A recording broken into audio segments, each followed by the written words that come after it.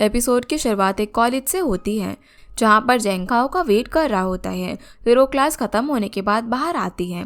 जेंग बोलता है कि मैंने तुम्हारे लिए नोट्स बनाए हैं और उसे उसकी फेवरेट ड्रिंक भी ऑफर करता है।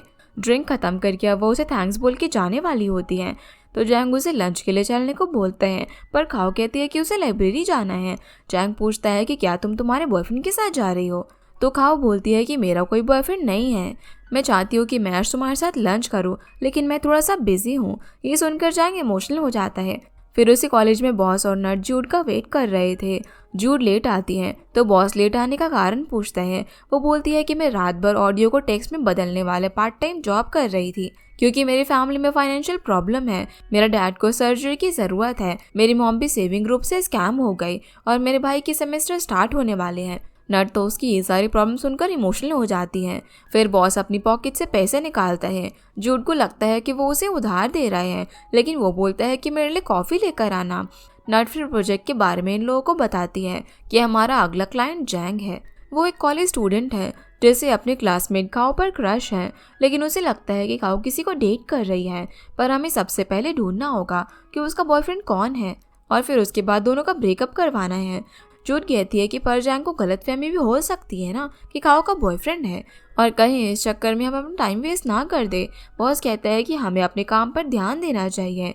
नट फिर जूड को ड्रेस देती है और कहती है कि सबसे पहले तुम्हें खाओ से दोस्ती करनी होगी, लेकिन वो थोड़ी सी इंट्रोवर्ट होती है। वो अक्सर ऑनलाइन शॉपिंग करती हैं। उसे दोस्ती करने के लिए तुम्हें उन्हीं चीज़ों में इंटरेस्ट लाना होगा, फिर तुम्हें पता लगाना होगा कि वो किसे रेट कर रही है। उसके बाद जूड खाओ को बुलाती है और कहती है कि तुम जिस अपार्टमेंट में रहती हो मैं अभी वहीं पर रहती हूँ और शायद हमारे पार्सल ना एक्सचेंज हो गए हैं। जूड बॉक्स को देखकर कहती है कि हमने एक ही शॉप से ऑर्डर किया है। फिर वो दोनों बैठकर असाइनमेंट के बारे में बात करती हैं। जूड बोलती है कि मैं हमेशा इसी शॉप से ऑर्डर करती हूँ, मुझे बहुत ही पसंद है। खाओ बोलती है कि क्या सच में तुम्हें पसंद है, तो जूड कहती है कि मैं सुबह शाम इस चीज़ को यूज़ करती हूँ। अब दोनों के पार्सल में सेम ही चीज़ होती है। खाओ फिर अपना पार्सल खोलती है तो उसमें से शायद कोई एडल्ट टॉय निकलता है। वो बोलती है कि क्या तुम इसे सच में यूज़ करती हो। जूड को पता नहीं था कि पार्सल में क्या है, तो बॉस को इशारा करती है कि तुमने क्या ऑर्डर किया है। जूड अब खाओ से बोलती है कि मैंने इसके बारे में कभी किसी को नहीं बताया, तुम पहली लड़की हो जिसे मैंने बताया है। तब खाओ से कहने लग जाती है कि मुझे सोशलाइज करना पसंद नहीं है, पर इसका मतलब ये नहीं है कि मेरे फ्रेंड्स नहीं हैं। मुझे लगता है कि मुझे बस एक ही दोस्त चाहिए जिसके साथ मैं डीप कॉन्वर्सेशन कर सकूं। मैं लकी हूँ कि तुम मेरी फ्रेंड हो, nice to meet you. Boss फिर उससे खाओ के बारे में अपडेट लेता है। जूड उसे कहती है कि मेरी गट फीलिंग मुझे कह रही है कि उसका बॉयफ्रेंड है, पर मुझे नहीं पता कि वो कौन है। बॉस पूछता है कि वो डेली लाइफ में यूजुअली किस किस से बात करती है। जूड कहती है कि सिर्फ 3 ही कैंडिडेट हैं। पहला वो फूड वेंडर, शायद वो इसीलिए अपना रिलेशनशिप छुपाना चाहती है, लेकिन एक प्रॉब्लम है कि फूड वेंडर की वाइफ भी है। उसकी वाइफ हमेशा गुस्सा रहती है क्योंकि शॉप से पैसे गायब होते हैं। शायद वो पैसे वो काओ पर ही खर्च करता होगा। सेकंड कैंडिडेट है कैंपस का गार्ड, लेकिन वो तो बहुत ही ओल्ड है। और लास्ट कैंडिडेट एक कॉलेज स्टूडेंट गर्ल है। बॉस कहता है कि तुमने सच में उसकी इन्वेस्टिगेशन की है, तुम्हें लगता है कि ये 3 कैंडिडेट उसे डेट करेंगे। जूड कहती है कि वो इंट्रोवर्ट लड़की है, मुझे लगता है कि वो इनमें से किसी को डेट कर रही है और मेरी गट फीलिंग कभी भी गलत नहीं होती। जूड फिर फूड वेंडर पर नज़र रखती है। दूसरी तरफ बॉस गार्ड पर नज़र रख रहा था। वो गार्ड को कॉल पर बात करते हुए सुनता है। वो किसी से मिलने के लिए कहता है तो बॉस उसका पीछा करने लग जाता है। दूसरी तरफ जूड को लगता है कि फूड वेंडर खाओ से चैटिंग कर रहा है। वो वेंडर भी वहाँ से जाता है तो जूड उसका पीछा करती है। पीछा करते करते बॉस और जूड एक ही जगह पर मिलते हैं और एक दूसरे से पूछने लग जाते हैं कि तुम यहाँ पर क्या कर रहे हो। फिर बॉस को आवाज़ सुनाई देती है। गार्ड और वेंडर आपस में बात करते हैं और कुछ ज्वेलरी देते हैं। बॉस कहता है कि तुम्हारे 2 कैंडिडेट्स तो बाहर हो गए। जूड बोलती है कि अभी लास्ट कैंडिडेट बचा है। खाओ फिर लाइब्रेरी में बैठी होती है। जूड बोलती है कि हमें इन दोनों की फीलिंग्स जाननी होगी। बॉस अब बेस बदल कर उनके टेबल पर कैंडी रख देता है। खाओ उस लड़की से पूछती है कि क्या ये मेरे लिए है, तो लड़की कहती है कि ये मेरी है, शायद गलती से बाहर रह गई होगी। तब बॉस कहता है कि देखो ये दोनों तो एक दूसरे को जानती तक भी नहीं है, मुझे तुम पर यकीन ही नहीं करना चाहिए था, हमारा टाइम वेस्ट हो गया और मेरे पास और भी प्लान्स हैं। जूड बोलती है कि क्या तुम लड़की से मिलने के लिए जा रहे हो, उससे पहले तुम्हें लिपस्टिक रिमूव करनी होगी। जूड अब बॉस की लिपस्टिक साफ करती है तो वो उसे देखता ही रह जाता है। अगले दिन अब जूड टेक्स्ट ऑडियो का काम कर रही थी। वहाँ पर खाओ भी आ जाती है। वो पूछती है कि तुम ये क्या कर रही हो, तो जूड बताती है कि मैं साइड जॉब करती हूँ। खाओ कहती है कि मैं भी साइड जॉब करती हूँ। फिर वहाँ पर एक हैंडसम लड़का आता है और सारी लड़कियाँ उसके पीछे होती हैं। खाओ बताती है कि ये कौन है, हमारा सीनियर। जूड फिर कॉन्ग के हाथ में पार्सल देखती है और खाओ से पूछती है कि क्या उसके हाथ में तुम्हारा पार्सल है। वो कहती है कि नहीं, तुम्हें गलतफहमी हुई है। जूड बोलती है कि मैंने तुम्हारा नाम देखा उस बॉक्स पर और हम दोनों अच्छे फ्रेंड्स हैं, तो तुम मुझसे सभी बातें शेयर कर सकती हो। खाओ बोलती है कि सॉरी, मैंने तुमसे झूठ बोला और मैं और कॉन्ग डेट कर रहे हैं। जूड तो ये सुनकर शॉक हो जाती है। जूड अब सभी को इन्फॉर्मेशन देती है कि दोनों 3 महीने से सीक्रेट रिलेशनशिप में हैं, क्योंकि खाओ को लगता है कि वो एक ऑर्डिनरी लड़की है, वो उसके साथ रहना डिजर्व नहीं करती। जेंग बोलता है कि खाओ जैसी स्वीट लड़की कॉन्ग को डेट भला क्यों ही करेगी, वो काफ़ी बुरा इंसान है और ये बात सभी को पता है। नट बताती है कि कॉन्ग ने एक लड़की से ब्रेकअप कर लिया था और उसने स्कूल छोड़ दिया था। जब उसने दूसरी लड़की से ब्रेकअप किया तो वो तो 7 दिन तक ड्रिंक ही करती रही और एक लड़की तो उसकी वजह से नन बन गई और टेम्पल में ही रहने लग गई। बॉस बोलता है कि फिर तो उनको ब्रेकअप करवाना इतना मुश्किल नहीं है। जूड कहती है कि हम वो रास्ता चुनेंगे जिसमें खाओ को हर्ट ना हो। जेंग थैंक यू कहता है और खाओ की फीलिंग्स का ध्यान रखने के लिए भी बोलता है, तो जूड बोलती है कि वो मेरी भी अच्छी दोस्त है, मैं उसका ध्यान रखूंगी। फिर जूड और खाओ बैठे होते हैं, जहाँ पर जूड खाओ को लेक्चर सुनकर उसे ट्रांसक्राइब करने को बोलती है। लेक्चर का टॉपिक होता है कि जब किसी बुरे इंसान से प्यार हो जाए तो क्या करना चाहिए। खाओ टॉपिक को पढ़कर लेक्चर लिखने लग जाती है। लेक्चर में कहते हैं कि अगर आपकी दोस्त को गलत लोगों से प्यार है तो आप भी बिगड़ सकते हो। आपको ऐसे लोगों से दूर रहना चाहिए, उससे मिलना बंद कर देना चाहिए, उन्हें अपनी लाइफ से दूर कर देना चाहिए। खाओ लिखते लिखते रुक जाती है। जूड पूछती है कि तुम इस लेक्चर के बारे में क्या कहना चाहती हो। खाओ कहती है कि मुझे लगता है कि अगर मेरी दोस्ती गलत लोगों से है तो मेरी लाइफ भी ख़राब कर देंगे। जूड बोलती है कि अब तो तुम्हें उससे नहीं मिलना चाहिए। तभी खाओ बोलती है कि मैंने ये भी नोटिस करा है कि ये तुम्हारी ही वॉइस है, तुमने मुझे ये लेक्चर सुनाया क्योंकि तुम चाहती हो कि मैं कॉन्ग के बारे में वॉर्न हो जाऊं। जूड कहती है कि अगर कॉन्ग अच्छा इंसान होता तो वो रिलेशनशिप सीक्रेट नहीं रखता।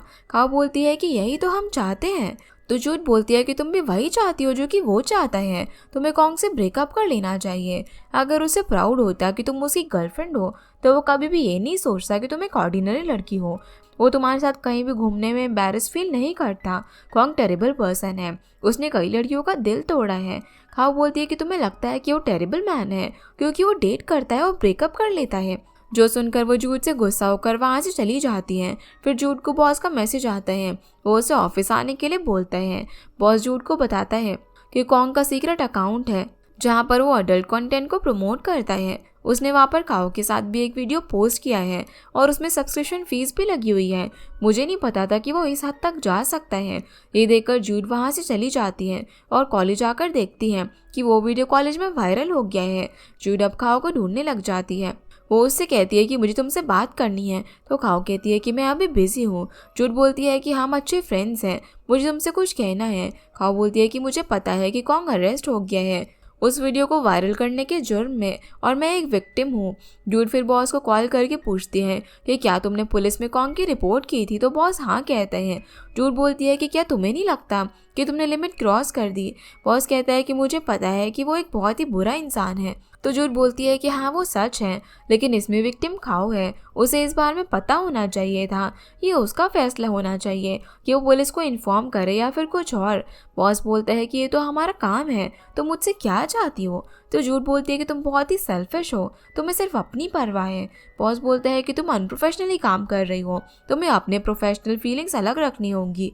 जो सुनकर जूड कॉल कट कर देती है और खाओ को ढूंढने के लिए टेरिस पर आती है। जूड कहती है कि सॉरी तुम्हारे साथ जो कुछ भी हुआ, लेकिन तुम चिंता मत करो, ये भी टाइम गुजर जाएगा। खाओ बोलती है कि मुझे लगा था कि कॉन्ग मेरा रिलेशनशिप अच्छा चल रहा है। जूड बोलती है कि तुम अपने आप को लकी मानो कि तुम ऐसे इंसान से दूर हो गए, तुम्हें इससे भी अच्छा लड़का मिलेगा। खाओ बोलती है कि मुझे कोई और नहीं चाहिए, मुझे कॉन्ग के साथ ही रहना है। तो जूड कहती है कि तुम इस सब के बाद भी उसके साथ ही रहना चाहती हो। खाओ बोलती है कि उसने मेरे साथ कुछ नहीं किया है। जूड बोलती है कि उसने सीक्रेटली तुम्हारा वीडियो बनाया और उसे इंटरनेट पर पोस्ट किया। तो खाओ बोलती है कि उसने सीक्रेटली फिल्म नहीं किया था, मैंने उसे ऐसा करने की परमिशन दी थी। दूसरी तरफ बॉस और उसका डॉक्टर फ्रेंड बार में बैठे हुए थे। बॉस अपने क्लाइंट जैंग को मैसेज करता है कि कॉन्ग अरेस्ट हो गया है, जल्दी हम उनका ब्रेकअप करवा देंगे। बॉस फिर बैठकर जूड की कही हुई बात को सोचने लग जाता है कि वो सेल्फिश है। वहीं काओ जूड से कहती है कि मैं और कॉन्ग उन वीडियो से पैसे कमाकर साथ में रहना चाहते थे और मैं नहीं चाहती थी कि किसी को इस बारे में पता चले। कॉन्ग को तुम जैसा समझती हो, वो वैसा नहीं है। उसने सारा ब्लेम अपने सर पर ले लिया। वो चाहता है कि मैं मुसीबत में ना पड़ूं। मुझे उसकी बेल कराने के लिए पैसे चाहिए। अगर मैंने अपने पेरेंट्स से पैसे मांगे तो उन्हें सब कुछ पता चल जाएगा और अगर पैसे नहीं मिले तो कॉन्ग जेल में ही रह जाएगा। ये सुनकर जूड अब बॉस को कॉल करती है और उससे पैसे मांगती है। बॉस कहता है कि सुबह तो तुमने मुझसे झगड़ा किया था और अब पैसे उधार मांग रही हो। जूड बोलती है कि हमें मिसअंडरस्टैंडिंग हो गई थी। खाओ ने उस वीडियो को फिल्म करने की परमिशन दी थी। वो हमारी वजह से प्रॉब्लम में आ गई है। उसे इतना स्ट्रेस है कि वो बिल्डिंग से कूदना चाहती है। हमें उसकी हेल्प करनी चाहिए, तो मुझे कुछ पैसे उधार दे दो। बॉस तो मना कर देते और बोलता है कि हमारी जॉब उनका ब्रेकअप करवाना है, दैट्स इट। जूड बोलती है कि हाँ मैं तो भूल ही गई थी कि तुम हार्टलेस हो, तुम्हें किसी की परवाह थोड़ी ना है। बॉस का फ्रेंड अब उसके हाथ पे लगी हुई बैंडेज के बारे में पूछता है कि ये कितनी अजीब तरीके से लगी है, तुम मेरे पास क्यों नहीं आए इसे ठीक करवाने के लिए। पर बॉस तो जूड के बारे में सोचने लग जाता है जब उसने बैंडेज लगाई थी। वहीं खाओ अब रोने लग जाती है तो जूड उसे हक करती है। तभी पीछे से जैंग आ जाता है और कहता है कि मैंने सब कुछ सुन लिया है, मैं तुम्हारी हेल्प करूंगा कॉन्ग की बेल कराने में और मैं तुम्हारा बेस्ट सपोर्टर हूँ। खाओ कहती है कि थैंक यू, मैं तुम्हें धीरे धीरे पैसे वापस लौटा दूंगी। जैंग बोलता है कि इसकी ज़रूरत नहीं है, लेकिन इसके बदले में तुम्हें कॉन्ग से ब्रेकअप करना होगा। तुम एक गलत इंसान को डेट कर रही हो, लेकिन कोई बात नहीं, तुम फिर से स्टार्ट कर सकती हो मेरे साथ। मैं तुम्हें सपोर्ट करूंगा और मैं तुम्हें पैसा कमाने के लिए ऐसा काम नहीं करने दूंगा। मैं तुमसे बहुत प्यार करता हूँ। तुमने जो कुछ भी किया मुझे उससे कोई भी प्रॉब्लम नहीं है। वो उसका हाथ पकड़कर उससे अपना प्रपोजल एक्सेप्ट करने के लिए फोर्स करता है। खाओ मना करती है और कहती है कि हम सिर्फ अच्छे दोस्त हैं। पर जैंग उसका हाथ जोर से खींचता है और कहता है कि तुम्हारी इतनी हिम्मत, तुमने मुझे मना किया। वो उसे लड़ने लग जाता है। जूड अब काओ को खींचकर लेकर जाती है, पर वो फिर से उसे पकड़ लेता है और जमीन पर गिरा देता है। जूड उससे बचती है। जब जूड उसे बचाने की कोशिश करती है तो वो उस पर भी अटैक करने की कोशिश करता है। तभी बॉस पीछे से आ जाता है और उसे मारता है। वो बोलता है कि तुम मेरे क्लाइंट हो ना, मैं अभी तुम्हारा कॉन्ट्रैक्ट कैंसिल करता हूँ। वो दोनों फिर लड़ने लग जाते हैं और बॉस जैंग को मारते मारते उसे बेहोश कर देता है। जूड तो ये सब देखकर काफ़ी डर गई थी। बॉस उससे पूछता है कि क्या तुम ठीक हो, तो वो उसे हक कर लेती है। अगले दिन अब कॉलेज में खाओ जूड को कॉल करती है, लेकिन वो उसका कॉल नहीं उठाती। वो जूड को काफ़ी मिस कर रही थी क्योंकि उसने उसके बुरे वक्त में साथ दिया था। फिर खाओ और कॉन्ग भी अपने रिलेशनशिप को सभी के सामने एक्सेप्ट कर लेते हैं। वहीं ऑफिस में नट बॉस को बोलती है कि मिस्टर चैन बहुत ज़्यादा नाराज़ है, तुमने कॉन्ट्रैक्ट कैंसिल कर दिया और क्लाइंट के साथ मारपीट भी की। बॉस कहता है कि उसने मेरे पार्टनर पर अटैक किया तो मैं भला क्या ही करता। नट बोलती है कि तुम्हें सिचुएशन को हैंडल करना आता है, पता नहीं तुम्हें क्या हो गया था। तो बॉस अब यहाँ पर जूड के बारे में ही सोचता रहता है। जिसके बाद हम एक लड़की को देखते हैं जो कि सोशल मीडिया पर अपने एक्स बॉयफ्रेंड जिसका नाम पॉप है उसे स्टॉक कर रही थी और इस पर्सन को हमने पहले भी देखा था। वो देखती है कि उसकी न्यू गर्लफ्रेंड बन गई है और वो कॉर्मोई होती है। उसको ये चीज़ देखकर काफ़ी जेलसी होती है। वो पॉप को ब्लॉक करने जा रही थी, तभी उसे ब्रेकअप सर्विस का पोस्टर दिखता है। फिर नट बॉस और जूड को अगले टारगेट के बारे में बताती है। एक क्लाइंट है जो कि अपने एक्स बॉयफ्रेंड का ब्रेकअप करवाना चाहती है। जूड बोलती है कि हमें इनका ब्रेकअप क्यों करना है, इसका रिलेशनशिप इतना अच्छा चल रहा है। तो नट बोलती है कि इसके लिए उसकी एक्स जेलस हो रही है और इनका ब्रेकअप करवाना चाहती है। तुम्हें इतनी चिंता क्यों हो रही है, क्योंकि वो तुम्हारी फ्रेंड है इसीलिए तुम ऐसा बोल रही हो। तो जूड बोलती है कि हाँ कॉर्मोई मेरी अच्छी फ्रेंड है और वो मेरी हर चीज़ में हेल्प करती है। वो मेरी हर प्रॉब्लम सॉल्व करने में काफ़ी मदद करती है। रिसेंटली रात को मेरे पेट में दर्द हुआ था तो मुझे हॉस्पिटल भी लेकर गई थी और वो काफ़ी अच्छी है। नट बोलती है कि मैं समझ सकती हूँ, पर तुम्हें अपनी फ्रेंडशिप और काम को अलग रखना होगा। ऐसा बोलकर वो बॉस से पूछती है कि मैं सही कह रही हूँ ना, लेकिन बॉस तो अपने डॉक्टर फ्रेंड ओट की कही हुई बात को सोचने लग जाता है कि तुम अपने मिशन में फेल हो गए और तुमने उस कपल को पैसे उधार दिए जिसका तुम ब्रेकअप करवाने वाले थे। तुम्हें जूड को बचाते हुए चोट भी लगी, तो अब तो तुम मानते हो ना कि तुम उसकी केयर करने लगे हो। बॉस बोलता है कि मैं उसकी केयर भला क्यों करूँगा। ओट बोलता है कि अब तुम शर्माओ मत, तुम्हें लगता है कि मैं तुम्हें उस बात को लेकर टीज करूँगा, वैसे हाँ मैं करूँगा तो ज़रूर।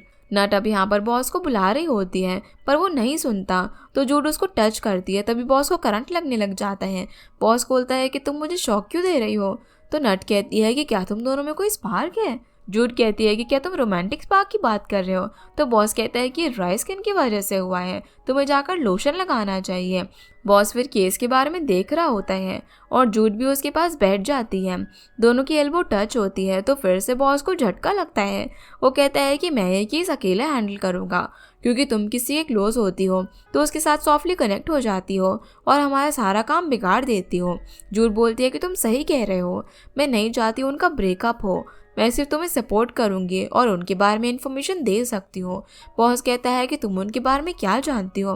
तो बताती है कि दोनों एक दूसरे से काफ़ी प्यार करते हैं। कॉर्मोई को पता है कि पॉप को कैसे पैम्पर करना है। पॉप भी वही करता है जो कि कॉर्मोई को पसंद है, लेकिन उनके रिलेशनशिप का वीक पॉइंट है कॉर्मोई की पीरियड्स का टाइम। अगर तुम्हें उनका ब्रेकअप कराना है तो इन 5 दिनों में ही कराना होगा। और आज कॉर्मोई का सेकंड डे होता है। फिर बॉस पॉप से मिलता है। पॉप कहता है कि तुम जूड की लॉन्ड्री करने जा रहे हो? तो बॉस कहता है कि हाँ, वो मेडिटेशन रिट्रीट के लिए गई है, पर ये अच्छा है, वो बहुत ही जल्दी अनॉइड हो जाती है, उसके पीरियड्स चल रहे हैं ना, इसीलिए वो हमेशा अपने हार्मोन्स को ही ब्लेम करती है कि तुम्हारी गर्लफ्रेंड भी ऐसा ही करती है। तो पॉप कहता है कि हाँ, कभी कभी। तो बॉस बोलता है कि तुम्हें भी लगता है कि वो बहाने बनाती है और हमें कंट्रोल करती है? पॉप बोलता है कि ये सच में होता है, मैंने इसके बारे में पढ़ा है। हार्मोन्स उनकी बॉडी पर इफेक्ट करते हैं, उन्हें पिंपल होते हैं, टाइटनेस फील होता है और भी बहुत कुछ होता है, हमें उन्हें अच्छे से समझना चाहिए। तो बॉस कहता है कि तो क्या वो हम पर गुस्सा निकालेंगी? पॉप उसे समझाता है कि वो उस टाइम में ना थोड़े से सेंसिटिव हो जाते हैं, तो हमें उनका सहारा बनना होगा। ये बहुत ही बड़ा बर्डन होता है वुमेन्स के लिए। हम दोनों की गर्लफ्रेंड हैं और तुम मुझसे कुछ भी बात शेयर कर सकते हो। वैसे मैं सोया मिल्क लेने के लिए जा रहा हूँ, ये मूड स्विंग में हेल्प करता है। फिर पॉप सोया मिल्क लेने के लिए आता है और वो उसमें टॉपिक्स नहीं डलवाता क्योंकि उसकी गर्लफ्रेंड को पसंद नहीं थी, लेकिन सोया मिल्क देने वाला बॉस ही होता है, वो उसमें टॉपिक्स डाल देता है। कॉर्मोई जब मिल्क के अंदर टॉपिंग्स देखती है तो वो गुस्सा हो जाती है, तो पॉप उसे मनाने लग जाता है और ये सब बॉस भी सुन रहा था। पॉप के साइकिल पर लगे डिवाइस के जरिए उसके बाद नट और बाकी के एम्प्लॉयज़ जूड को पूछते हैं कि तुम ऑफिस में क्यों सो रही हो, और पिछले मिशन में फेल होने के बाद मुझे तो उस दिन का वेट है जिस दिन हम बॉस जैसे घमंडी लड़के को बुली करेंगे। बाकी सभी बॉस का मजाक उड़ाते हैं। अब यहाँ पर जूड अपना बिस्तर बना रही थी। नट उससे बोलती है कि तुम्हें तो हम सबसे ज़्यादा गुस्सा आता होगा बॉस पर, क्यों ना हम इस मौके का फ़ायदा उठाकर तुम्हारा दूसरी टीम में ट्रांसफ़र कर दें। तुम्हें इस ट्रांसफ़र का रीज़न लिखना होगा कि तुम्हारा पार्टनर मिशन में फ़ेल हो गया। जूड को ये बात याद आती है जब बॉस ने उसे जैंग से बचाया था। वो बोलती है कि मुझे ट्रांसफ़र नहीं करना है, जब से मैंने उसके साथ काम करना शुरू किया है तब से मुझे नहीं लगता कि वो इतना बुरा इंसान है। सभी जूड के पास जाते हैं और कहते हैं कि क्या बॉस ने तुम्हें गैसलाइट किया है? ज़रूर उसने तुम्हें मिसलीड किया होगा कि वो एक अच्छा पर्सन है। जूड बोलती है कि नहीं नहीं, ऐसा कुछ भी नहीं है। तो नट बोलती है कि अगर वो फिर से अपने मिशन में फेल हुआ तो मैं मिस्टर चेन को मैनिपुलेट करूंगी कि बॉस अब कंपनी के लिए इतना इम्पोर्टेंट नहीं रहा और उसे फायर कर देंगे, जिससे कि टीम में डिसबैंड हो जाएगी। ये सुनकर एम्प्लॉयज़ हंसने लग जाते हैं। अगली सुबह अब डे 3 होता है। पॉप अपने काम पर जा रहा होता है। वो एक फ्रीलांस प्रोग्रामर होता है। वो बॉस से पूछता है कि तुम क्या कर रहे हो? तो कहता है कि मैं आज वर्क फ्रॉम होम करूँगा। पॉप अब वहाँ से जाने लग जाता है तो बॉस उसके घर की चाबी चुरा लेता है। वो चुपके से उसके घर में घुस जाता है जहाँ पर कॉर्मोई सो रही थी। बॉस अपना काम करके वहाँ से जाने वाला था, तभी बेल बज जाती है। बॉस अब सोफे के नीचे छुप जाता है। जैसे ही कॉर्मोई दरवाज़ा खोलती है तो पॉप कहता है कि मैं चाबी भूल गया हूँ। दोनों अब चाबी ढूंढने लग जाते हैं और कॉर्मोई सोफे के नीचे देखने वाली होती है, पर तभी फिर से बेल बज जाती है। वहाँ पर जूड आती है। कॉर्मोई बोलती है कि तुम तो काफ़ी दिनों से दिखाई नहीं दी। तो वो बताती है कि मैं पटाया गई थी वहाँ से तुम्हारे लिए स्नैक्स लेकर आने के लिए। पॉप कहता है कि बॉस तो कह रहा था कि तुम मेडिटेशन रिट्रीट गई हो। तो जूड बात को संभालती है और कहती है कि मेडिटेशन रिट्रीट पटाया में ही था। जूड फिर बॉस को देख लेती है तो बॉस उसे इशारा करता है। जूड अब उन दोनों को किचन में लेकर जाती है, जिस बीच बॉस चाबी को कारपेट के नीचे फेंक देता है। फिर पॉप जब चाबी ढूंढने के लिए कहता है तो जूड कारपेट के नीचे से चाबी को निकाल देती है। पॉप फिर वहाँ से जाने लग जाता है और उसका बैग सोफे के पास होता है। जूड उसे फिर से रोक देती है और उन्हें बातों में लगाती है। जिससे कि बॉस वहाँ से निकल जाता है। बॉस जूड से कहता है कि तुम यहाँ पर क्यों आई, तो जूड बोलती है कि तुम्हारी हेल्प करने के लिए। बॉस कहता है कि तुम वहाँ पर नहीं आती तब भी मैं सिचुएशन को हैंडल कर लेता। जूड कहती है कि झूठ मत बोलो, तुम पकड़े जाने वाले थे, तुम्हें नहीं पता कि नट तुमसे छुटकारा पाना चाहती है, और कहते कहते रुक जाती है। बॉस कहता है कि किस चीज़ से छुटकारा, पर वो बात को बदल देती है और कहती है कि मच्छर से छुटकारा। मैं ऑफिस में नहीं सो पा रही थी, इसलिए मैं यहाँ पर तुम्हारी हेल्प करने के लिए आई हूँ। बॉस उससे कहता है कि मुझे कोई हेल्प नहीं चाहिए, पर जूड कहती है कि मैंने अपना माइंड चेंज कर लिया है, मैं प्रूफ करके दिखाऊंगी कि मैं अपने काम और पर्सनल फीलिंग्स को अलग रख सकती हूँ, इसीलिए मुझे हेल्प करने दो। बॉस तो मना करता है और जूड को टच करने वाला था, तभी उसे याद आता है कि फिर से करंट लगेगा। जूड तो इस बात का फ़ायदा उठाती है और बॉस को टच करती है। वो कहती है कि तुम्हें डर लगता है ना स्पार्क से, तो तुम मुझे तुम्हारी हेल्प करने दो। इसीलिए अब बॉस मान जाता है और जूड के पास आने से उसकी हार्ट बीट भी काफ़ी तेज़ हो जाती है। रात को अब जूड नहा कर आती है। वो कहती है कि तुम बेड पर सो जाना, मैं नीचे सो जाऊंगी। बॉस कहता है कि हमें एक साथ सेम रूम में सोने की क्या ज़रूरत है, तो जूड कहती है कि मुझे फिर दूसरा एसी भी चलाना पड़ेगा और बिजली का बिल मैं पे करती हूँ। तो बॉस कहता है कि तुम इतनी कंजूस हो कि मेरे साथ एक ही रूम में सोने के लिए तैयार हो। जूड बोलती है कि वैसे भी मैं तुम्हारे टाइप की नहीं हूँ। जूड फिर उससे पूछता है कि तुमने आखिर पॉप के घर में क्या किया, तो बॉस कहता है कि मैंने कुकर में से चावल खा लिया और अपनी एक गंदी अंडरवेयर को भी कपड़े में डाल दिया, टॉयलेट में जूस गिरा दिया जिससे वहाँ पर गंदा हो गया। ये सब देखकर कॉर्मोई बहुत ज़्यादा गुस्सा हो गई है। जूड कहती है कि अरे वाह, तुम तो जीनियस हो। तो बॉस बोलता है कि अभी तो एक लास्ट बॉम्ब और बाकी है। फिर बॉस ईयरबड से कुछ सुनने लग जाता है, तभी जूड भी उसके पास आ जाती है, पर वो उसे दूर जाने के लिए कहता है। जूड बोलती है कि अब तुम्हें करंट नहीं लगेगा, मैंने लोशन लगाया है, मेरी स्किन सॉफ्ट और अच्छी स्मेल कर रही है, तुम देखो ना। जूड उसे टच करने के लिए बोलती है पर वो नहीं करता। तभी वो अचानक से बॉस के ऊपर गिर जाती है और दोनों एक दूसरे को देखने लगते हैं। जूड बोलती है कि देखो कोई भी स्पार्क नहीं हुआ।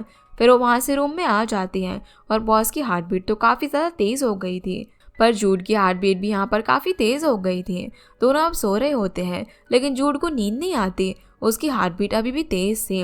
वो बैठकर बॉस को देखती है, उसकी आंखें भी खुली हुई थी, लेकिन जूड को लगता है कि वो आँख खोल के सोया हुआ है, इसलिए वो फिर सो जाती है। अगली सुबह अब जूड बॉस को उठाती हैं, जो कि कॉमन एरिया में सोया हुआ था। वो पूछते हैं कि तुम यहाँ पर क्यों सोए हो। वहाँ का स्टाफ कहता है कि आपकी लड़ाई हुई है, तो भी आप यहाँ पर नहीं सो सकते, आप उठ जाइए वरना आपको फ़ाइन देना पड़ेगा। जूड बोलती है कि तुम मुझसे नाराज़ होना बंद करो, मैंने तुम्हें रात को टीज़ किया, मुझे नहीं पता था कि तुम इतने कंजर्वेटिव हो। तो बॉस कहता है कि ये बात नहीं है, मैं तुम्हारी वजह से नहीं सो पाया। बॉस को रात वाली बात याद आती है जब जूड उसे देख रही थी, और फिर वो बात बदल कर कहने लग जाता है कि तुमने बहुत ही ज़ोर से खर्राटे मार रही थी। तभी गार्ड वहाँ से एक और इंसान को उठाता है जो कि पॉप था। जूड उससे पूछते है कि तुम यहाँ पर क्यों सो रहे हो, तो वो कहता है कि जब मैं रात को टॉयलेट साफ करके आया तब कॉर्मोई गुस्सा थी क्योंकि उसकी नाइट क्रीम में बियर्ड हेयर थे जो कि मैंने नहीं किए थे। वो बहुत ही गुस्सा हो गई थी, इसलिए मुझे यहाँ पर सोना पड़ा। जूड बॉस से कहती है कि तुम्हारा प्लान तो बहुत ही खतरनाक है। पॉप बताता है कि इस मंथ उसके पीरियड इतने टाइम तक क्यों हो रहे हैं, कल हमारी एनिवर्सरी है, अगर वो मुझसे नाराज़ रही तो मेरे साथ सेलिब्रेट करने के लिए नहीं आएगी। फिर वो इन दोनों से हेल्प मांगता है और उन्हें अपने साथ डबल डेट पर चलने के लिए कहता है, जिसके लिए दोनों मान जाते हैं। अब डे 5 होता है और ये चारों बाहर आते हैं। बॉस जूड से कहता है कि अगर आज हमने ब्रेकअप नहीं कराया तो हमारे लिए सक्सीड करने में मुश्किल होगा, और मेरे पास एक प्लान है। डबल डेट के फ़ायदे और नुकसान दोनों होते हैं। फिर जूड बॉस का हाथ पकड़ लेती है और कहती है कि कोई भी लड़की नहीं चाहेगी कोई और कपल उनसे ज़्यादा लवी डवी हो। कॉर्मोई भी पॉप का हाथ पकड़ लेती है। जूड बोलती है कि हमसे ज़्यादा कौन लवी डवी हो सकता है। बॉस भी एक्टिंग करने लग जाता है, उसके शूलेसेस बांधना। ये देखकर कॉर्मोई जेलस हो रही थी। बॉस बोलता है कि इतना लवी डवी ठीक है ना, तो जूड कहती है नहीं। फिर वो अपने बैग से टिश्यू निकालकर उसका गाल साफ करने लग जाती है, जो देखकर कॉर्मोई को गुस्सा आता है। फिर जूड और बॉस आइसक्रीम खाते हैं और रोमांटिक एक्टिंग करने लग जाते हैं। वो पिक्चर्स भी क्लिक करते हैं। जूड तो बॉस की गोद में बैठकर सेल्फी लेने लग जाती है, जिससे कि कॉर्मोई और भी ज़्यादा जेलस हो जाती है। बाद में फिर जूड पार्क में जाती है जहाँ कॉर्मोई झूले पर बैठी हुई थी। जूड बोलती है कि मैंने सुना कि तुम दोनों का उस रात झगड़ा हुआ था। पॉप को ऐसा नहीं करना चाहिए, मैं तुम्हारी जगह होती तो मैं भी परेशान होती। पॉप ने मेरे बॉयफ्रेंड से कहा कि तुम ऐसी एक्टिंग इसीलिए कर रही हो क्योंकि तुम्हारे पीरियड्स हैं। तो कॉर्मोई बोलती है कि क्या सच में उसने ऐसा कहा। जूड बोलती है कि मैं तुम दोनों में लड़ाई के लिए नहीं बता रही हूँ, लेकिन उसकी कही बात मुझे बिल्कुल भी पसंद नहीं आई। लड़के हमेशा लड़कियों को ही ब्लेम करते हैं इस चीज़ में, लेकिन उनकी भी गलती होगी। कॉर्मोई बोलती है कि हाँ तुम ठीक कह रहे हो, इस वक्त मैं अपने हार्मोन्स की वजह से अपसेट नहीं हूँ, कुछ और बात है जो कि मुझे कुछ देरों से परेशान कर रही है। अब हम फ्लैशबैक में दिखाया जाते हैं कि कॉर्मोई ने जो सोशल मीडिया पे एनिवर्सरी की पोस्ट की थी उस पर उसकी एक्स गर्लफ्रेंड न्यू का कमेंट आया था। उसने कहा कि तुम दोनों उस रेस्टोरेंट में जाओ जहाँ पर हम पहले जाया करते थे। वो बोलती है कि मुझे पता है इन दोनों का पास्ट था, मैंने इस बारे में पॉप से कभी भी नहीं पूछा और ना ही न्यू का अकाउंट देखा, पर आज मैं कंट्रोल नहीं कर पाई। जो चीज़ें हम साथ में करते हैं वो पहले ही न्यूक के साथ वो कर चुका होगा। क्या उसके मन में अभी भी उसके लिए फीलिंग्स होंगी? जूड कहती है कि तुम पॉप से ही क्यों नहीं पूछ लेती। तो कॉर्मोई कहती है कि मैं नहीं चाहती कि वो मुझे अनरीजनेबल समझे। फिर बॉस अपनी और जूड की फोटोज देख रहा होता है। पॉप कहता है कि तुम लोग तो बहुत ज़्यादा लवी डवी कपल हो, मेरी गर्लफ्रेंड तुम दोनों को देखकर अपसेट हो गई। बॉस कहता है कि कॉर्मोई थोड़ा सा कोऑपरेटिव होती तो तुम दोनों हमसे भी ज़्यादा लवी डवी होते, ये बहुत ही बुरा हुआ। आज तुम्हारी एनिवर्सरी है, अगर जूड मेरे साथ ऐसा करती तो मैं भी अपसेट हो जाता। पॉप उसे फिर मेमोरी बुक दिखाता है और कहता है कि ये मैंने एनिवर्सरी गिफ्ट बनाया है हमारे लिए, मैंने ये फाइल प्रिंट शॉप पर दी थी प्रिंट आउट के लिए और ये बुक शाम को हमारे अपार्टमेंट में डिलीवर होगी, तुम्हें भी जूड के लिए बनानी चाहिए। बॉस कहता है कि जूड को लगेगा कि मैंने तुम्हारी कॉपी की है। तो पॉप कहता है कि मैं उसे नहीं बताऊंगा, हम दोनों की गर्लफ्रेंड है तो हम लोग अपने आइडिया शेयर कर सकते हैं। तभी बॉस को आइडिया आता है, वो कहता है कि तुम मुझे फाइल सेंड कर सकते हो रेफरेंस के लिए। पॉप उसे वो फाइल भेज देता है। फिर वैसे ही फाइल तैयार करके बॉस जूड को दिखाता है और कहता है कि बिल्कुल सेम है, मैंने इसे रात भर बैठ के बनाया है। जूड कहती है कि तुम्हारे पास रियल बुक क्यों है। तो बॉस कहता है कि मैंने इसे मेल बॉक्स से लिया है, मुझे डर था कि मुझसे पहले पॉप इसे ना ले ले, और फेक बुक लेकर बॉस उसे मेल बॉक्स में डालने के लिए जाता है। जूड अब रियल बुक देखने लग जाती हैं। उसमें पॉप ने कॉर्मोई के लिए लव मेमोरीज मेंशन की होती हैं कि वो कब मिले थे और कैसे मिले थे। ये देखकर जूड अपना मन बदल लेती है और बॉस को रोककर कहती है कि हम कल उनका ब्रेकअप करवाएंगे, मैं नहीं चाहती कि उनकी एनिवर्सरी के दिन उनका ब्रेकअप हो। बॉस उसे मना करता है और दोनों लड़ने लग जाते हैं। जूड बॉस को पंच मारती है और बॉस वहीं पर बेहोश हो जाता है। वो फिर रियल बुक बॉक्स में डालने वाली होती है, तभी नट का कॉल आ जाता है। वो बोलती है कि बॉस तुम्हारे साथ तो नहीं है, मैंने कहा था ना मैं मिस्टर चेन को मैनिपुलेट करूंगी, बॉस को फायर करने के लिए मैंने वो कर दिया। मिस्टर चेन ने भी बॉस को बहुत सुनाया, उसने उसकी तरफदारी नहीं की जैसे कि वो हमेशा करता था। मिस्टर चेन ने तुम्हें बॉस पर नजर रखने के लिए कहा है, उन्होंने कहा कि बॉस इस बारे में अब सीरियस नहीं है। तो जूड बोलती है कि उन्हें सच में लगता है कि बॉस कंपनी से रिजाइन देगा। नट बोलती है कि मिस्टर चेन को अब बॉस की कोई परवाह नहीं है, अगर वो क्विट करता है तो भी उन्हें चलेगा, क्योंकि अगर वो फिर से मिशन में फेल हुआ तो टीमें डिसबैंड हो जाएगी, तुम उस पर नजर रखना। ये सुनकर जूड फिर से फेक वाली फाइल बॉक्स में डाल देती है। इसके बाद पॉप कॉर्मोई को वो बुक देता है एज अ गिफ्ट। वो उसे पढ़ती है और काफ़ी खुश हो जाती है, लेकिन लास्ट में लिखा हुआ था माय डियर न्यूक। ये देखकर कॉर्मोई गुस्सा हो जाती है। पॉप को समझ नहीं आता कि आखिर ये कैसे हुआ। कॉर्मोई को लगता है कि पॉप अभी भी न्यूक के लिए फीलिंग्स रखता है, इसलिए वो उससे फिर से झगड़ने लग जाती है। ये सारी बातें जूड भी सुन रही थी और काफ़ी इमोशनल हो जाती हैं। फिर बॉस आता है तो जूड कहती है कि हमने कर दिया, उन दोनों का ब्रेकअप हो गया। बॉस कहता है कि कॉर्मोई उसकी एक्स को लेकर इनसिक्योर थी, ये बात तुम कब से जानती हो, उसका वीक पॉइंट, और उस पर अटैक कर दिया। तुम्हारा प्लान मुझसे काफ़ी अच्छा था। जूड बोलती है कि तुमने कहा था कि अगर हमें उसका रिलेशनशिप तोड़ना है तो पहले उनकी मेमोरीज को डिस्ट्रॉय करना होगा। बॉस बोलता है कि हमने इनका ब्रेकअप करवा दिया तो चलो हम हैंड साइन करते हैं। तब जूड उससे कुछ बोलने वाली होती है, लेकिन इसके बाद हम दूसरा सीन देखते हैं जहाँ पर ओट बॉस से कहता है कि तुमने जूड से पीछे छुड़ा लिया क्या। बॉस कहता है कि नहीं, मुझे कुछ करने की ज़रूरत नहीं है, उसने अपना रेजिग्नेशन दे दिया है। और इसी के साथ हमारा ये एपिसोड यहीं पर ख़त्म हो जाता है। तो गाइस ये थी आज की वीडियो एंड होप आप लोग को ये वीडियो पसंद आई होगी। तो इस वीडियो को लाइक कर चैनल को सब्सक्राइब ज़रूर कीजिएगा। आपसे फिर मिलते हैं इस ड्रामा के अगले एपिसोड में, तब तक के लिए गुड बाय।